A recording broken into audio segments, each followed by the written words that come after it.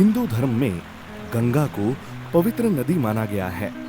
गंगा को मोक्षदायिनी, सुरसरी और भागीरथी भी कहा जाता है। गंगा का प्रवाह क्षेत्र उत्तराखंड के गोमुख से लेकर के गंगा सागर तक है। हिंदू धर्म में गंगा के पृथ्वी पर अवतरण की एक बड़ी रोचक कहानी इस प्रकार है। सतयुग में महाराज सगर के अश्वमेध यज्ञ का घोड़ा इंद्र ने कपिल मुनि के आश्रम में चुराकर बांध दिया था। कपिल मुनि ईश्वर की साधना में लीन समाधि में बैठे थे। उनको इस बात का कुछ भी पता नहीं था। जब सगर के वंशज घोड़े को ढूंढते ढूंढते कपिल मुनि के आश्रम में पहुंचे तो उन्होंने घोड़े को वहां बंधा पाया। तब उन्होंने कपिल मुनि का बड़ा अपमान किया। पुत्रो, तुम हमारे अश्वमेध यज्ञ के घोड़े का पता लगाओ। जिस किसी ने भी घोड़े को पकड़ा हो उसको बांधकर हमारे सामने ले आओ। जी महाराज, हम पाताल से भी अश्वमेध यज्ञ के घोड़े को ढूंढ कर लाएंगे और जिस किसी ने भी अश्वमेध यज्ञ का घोड़ा चुराया होगा उसको सजा देंगे। जाओ और शीघ्र ही अश्वमेध यज्ञ के घोड़े का पता करके ले आओ। बिना उसके वापस आए हमारा अश्वमेध यज्ञ पूरा ना हो सकेगा। सगर के पुत्र घोड़े को खोजते खोजते गंगा सागर में स्थित कपिल मुनि के आश्रम तक पहुंच जाते हैं। वहां वह देखते हैं कि अश्वमेध यज्ञ का घोड़ा बंधा हुआ है। बिना कुछ सोचे विचारे कपिल मुनि को सगर के पुत्र अपने बल के अहंकार में उनको प्रताड़ित करने लगते हैं। देखो देखो, इस ढोंगी साधु ने कैसे हमारे अश्वमेध यज्ञ के घोड़े को चुराकर यहाँ बांध रखा है और अब झूठ मूठ का दिखावा करने के लिए योग साधना कर रहे हैं। सभी कपिल मुनि को अनेक प्रकार से परेशान करने लगते हैं। उनके साथ मारपीट करते हैं।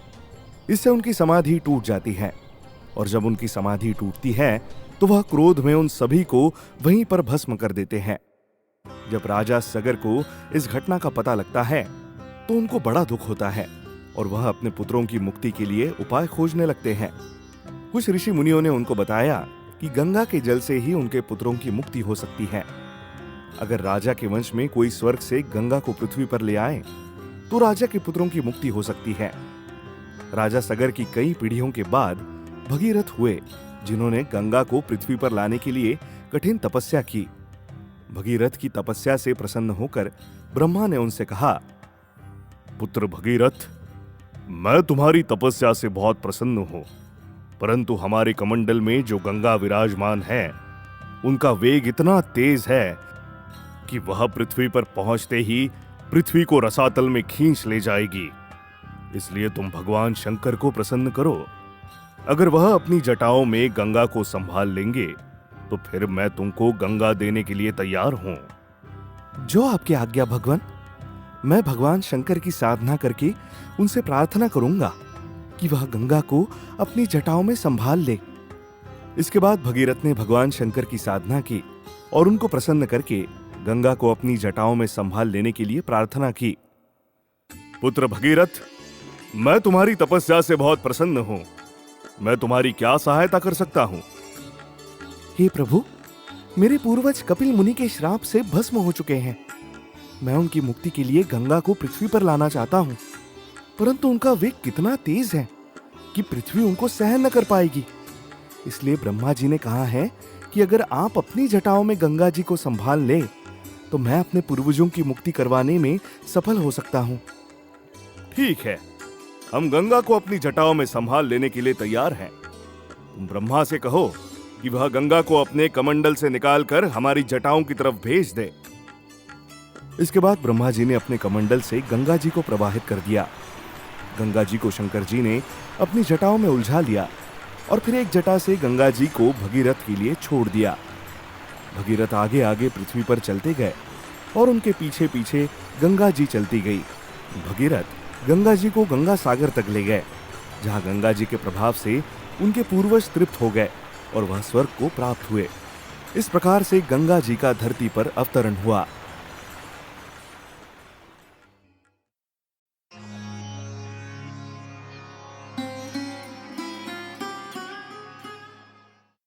गंगा की उत्पत्ति कब और कैसे हुई, इसके बारे में भी एक बहुत ही रोचक कथा है। इस कथा के अनुसार एक बार राक्षस राज बलि यज्ञ कर रहे थे। यज्ञ के उपरांत वह दान दे रहे थे। यह देखकर देवराज इंद्र को यह भय सताने लगा कि कहीं राक्षस राज बलि इतने बलवान ना हो जाए कि वह हमारा इंद्रासन ही भगवान से मांग ले। इसलिए उन्होंने भगवान विष्णु से प्रार्थना की, हे प्रभु, राक्षस राज बलि बहुत शक्तिवान हो गए हैं। उनका प्रभाव बढ़ता ही जा रहा है। कहीं वह हमारे देवलोक पर हमला कर हमारा आसन ही ना छीन ले। इसलिए उनसे हमारी रक्षा कीजिए। हे देवेंद्र, तुम बहुत जल्दी डर जाते हो। असुर राजा बलि हमारा भक्त है। वह कभी भी ऐसा काम नहीं करेगा। उसको देवलोक का कोई लालच नहीं है। प्रभु, राक्षसों का कोई भरोसा नहीं है। वे कब हमारे देवलोक पर हमला कर दें, कुछ कहा नहीं जा सकता है। पहले भी तो कई बार राक्षसों ने हमारे ऊपर हमला किया है। मुझे डर है कि राक्षस राजा बलि कहीं हमारे देवलोक पर कब्जा न कर लें। इस यज्ञ के बाद तो वह बहुत शक्तिवान हो जाएगा। इसलिए आप हम देवताओं की रक्षा के लिए कोई उपाय कीजिए। हे देवेंद्र, मैं तुम्हारी पीड़ा समझ रहा हूं। इसलिए जो तुम कह रहे हो वह संभव हो सकता है। जाओ, निश्चिंत हो जाओ। हम तुम्हारे लिए कोई ना कोई उपाय अवश्य करेंगे। उसके बाद भगवान विष्णु राक्षस राज बलि के दरवाजे पर एक 52 अंगुल के छोटे कद के ब्राह्मण बालक बनकर भिक्षा मांगने पहुंच गए। उस समय राक्षस राजा बलि यज्ञ की पूर्णाहुति के लिए तैयार होकर यज्ञशाला में पहुंचे हुए थे। तभी द्वारपाल ने उनको बटुक ब्राह्मण के दरवाजे पर पहुंचने की बात बताई और कहा, महाराज की जय हो। दरवाजे पर एक छोटे कद का ब्राह्मण बालक भिक्षा मांगने के लिए आया है। राक्षस राजा बलि के गुरु शुक्राचार्य ने अपने योग बल से भगवान विष्णु की योजना को समझ लिया। इसलिए उन्होंने राक्षस राज बलि को यज्ञ की पूर्णाहुति के बाद ही दान देने के लिए कहा। महाराज, यज्ञ की पूर्णाहुति का मुहूर्त निकल ना जाए, इसलिए पहले यज्ञ की पूर्णाहुति कर लीजिए, फिर ब्राह्मण को दान दीजिए। ठीक है गुरुदेव, आप जो कहते हैं वो सही है। परंतु जब तक मेरे दरवाजे पर कोई भी ब्राह्मण दान लेने के लिए बैठा रहेगा, तब तक मेरा मन यज्ञ में नहीं लगेगा। इसलिए मैं पहले उस ब्राह्मण को दान दे देता हूँ, उसके बाद ही पूर्णाहुति करूंगा। नहीं महाराज, यज्ञ की पूर्णाहुति का मुहूर्त अभी का है। मुहूर्त निकल जाने के बाद फिर कब इतना अच्छा मुहूर्त मिलेगा, कुछ कहा नहीं जा सकता। इसलिए ब्राह्मण को दान पूर्णाहुति देने के बाद ही कीजिए। द्वारपाल, ब्राह्मण को सम्मान के साथ बिठाओ और उसको बोलो कि महाराज यज्ञ की पूर्णाहुति करने के उपरांत उसकी इच्छा पूरी करेंगे। हे महाराज, परंतु ब्राह्मण अभी भिक्षा मांगने की जिद कर रहा है। रुको द्वारपाल, मैं आता हूँ। मैं ब्राह्मण को दान देने के बाद ही यज्ञ की पूर्णाहुति करूंगा। दैत्य गुरु शुक्राचार्य के बार बार मना करने के बाद भी राक्षस राज बलि ने ब्राह्मण को यज्ञ की पूर्णाहुति से पहले दान देने के लिए ठान लिया और उन्होंने यज्ञ की पूर्णाहुति को रोककर ब्राह्मण बालक को यज्ञशाला में बुला लिया। यज्ञशाला में बालक के आने पर शुक्राचार्य का संदेह सच साबित हुआ और शुक्राचार्य ने राक्षस राज बलि को सावधान किया कि उसके साथ देवताओं ने कोई छल किया है। यह बालक कोई साधारण ब्राह्मण नहीं लगता है, यह तो देवताओं का भेजा हुआ कोई दूत मालूम पड़ता है। इसलिए इस बालक को यज्ञ की पूर्णाहुति के बाद ही दान दीजिए। हे महाराज, यह गुरुदेव तो कुछ भी उटपटांग कहते रहते हैं। मेरी भिक्षा का समय निकला जा रहा है। क्या आप मुझे भिक्षा दे पाएंगे या मैं आपके द्वार से खाली हाथ लौट जाऊं? नहीं ब्राह्मण बालक, तुम रुको। मैं तुमको भिक्षा देने के बाद ही यज्ञ की पूर्णाहुति करूंगा। तो फिर हाथ में जल लेकर संकल्प कीजिए कि आप मुझे भिक्षा देंगे। हाँ हाँ, मैं अवश्य भिक्षा दूंगा। हमारे दरवाजे से आज तक कोई भी खाली हाथ लौट कर नहीं गया है। ए बालक, मैं तुम्हें निराश नहीं करूंगा। उसके बाद राक्षस राज बलि हाथ में जल लेकर संकल्प करते हैं कि जो कुछ भी ब्राह्मण मांगेगा वो उसको दान देंगे। हे ब्राह्मण बालक, मैंने संकल्प कर लिया है। अब तुम अपनी इच्छा बताओ, तुमको क्या दान चाहिए? गाय, घोड़े, हाथी, सोना, चांदी, हीरे, मोती या धन दौलत या घर मकान? क्या चाहिए निसंकोच होकर कहो। मैं इतने पवित्र अवसर पर तुमको निराश नहीं करूंगा। तुमको तुम्हारा यथेष्ट अवश्य मिलेगा। हे राजन, मुझे अधिक आवश्यकता नहीं है। मुझे केवल तपस्या करने के लिए 3 पग पृथ्वी की आवश्यकता है। आप अपने राज्य में से मुझे 3 पग भूमि देने की कृपा करें। ब्राह्मण बटुक की बात सुनकर राजा बलि को बड़ा आश्चर्य हुआ और उन्होंने ब्राह्मण बालक से कहा, अरे ब्राह्मण बालक, आप यह क्या मांग रहे हैं? यह तो मेरे लिए कुछ भी नहीं है। यह क्या, बस केवल 3 पग भूमि? तुम और कुछ भी मांग लो, हम तुम्हारी इच्छा पूरी करने के लिए तैयार है। नहीं राजन, मुझे अधिक की आवश्यकता नहीं है। मुझे तो केवल तपस्या करने के लिए 3 पग भूमि की ही आवश्यकता है।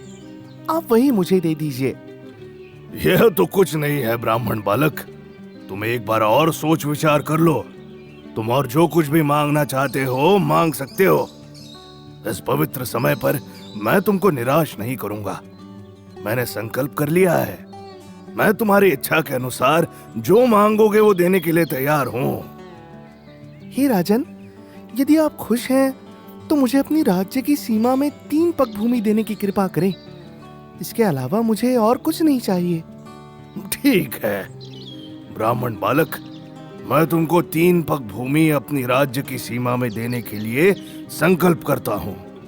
तुम जहाँ चाहो वहाँ अपनी तपस्या के लिए 3 पग भूमि नाप कर ले सकते हो। हे राजन, जहाँ कहीं नहीं, मैं यहीं से अपनी तपस्या करने के लिए 3 पग भूमि नाप लेता हूँ। हे ब्राह्मण बालक, ठीक है, तुम यहीं पर अपने लिए 3 पग भूमि नाप लो। हम तुमको उतनी भूमि अभी दे देंगे। उसके बाद ब्राह्मण बालक रूपी भगवान विष्णु ने अपना आकार बढ़ाना शुरू किया और उन्होंने पहले कदम में पूरी पृथ्वी नाप ली, जबकि दूसरे कदम में उन्होंने स्वर्गलोक को भी नाप लिया।